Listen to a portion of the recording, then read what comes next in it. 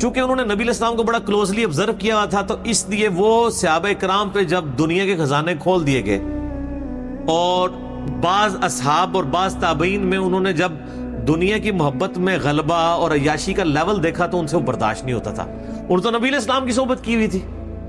تو کہتے تھے یہ دیکھو یار، ہم لوگ تو فاقے کرتے تھے اور ہمارا پیغمبر ہمیں یہاں تک تعلیمات دیتا تھا کہ اے اللہ محمد اور آل محمد کو بس اتنا ہی رزق دینا کہ روح اور جسم کا رشتہ برقرار رہے. یہ حدیث بخاری و مسلم میں ہے، اور بخاری و مسلم میں حدیث ہے حضرت عمر کو نبی علیہ السلام نے ڈانٹتے ہوئے کہا، جب وہ چٹائی کے نشان دیکھے ان کا یا رسول اللہ رو پڑے کہ کیسر و کسرا تو دنیا کے مزے لوٹ رہے ہیں اور آپ اللہ کے نبی ہیں، تو آپ فرمایا کہ تم اس پہ خوش نہیں کہ وہ دنیا کے مزے لوٹیں اور تم آخرت کی سعادت لوٹو. اور لگتا ہے عمر تم پہ دنیا کی حقیقت آج بھی نہیں کھلی.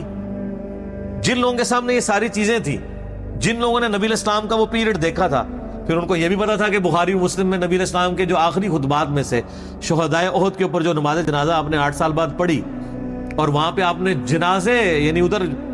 قبرستان میں خطبہ دیا عبرت کے لیے، اور اس میں کئی چیزیں تھیں. ایک تو یہ تھی کہ یہ یہاں پہ وہ لوگ دفن ہیں جنہوں نے اسلام کے لیے قربانی دی ہے،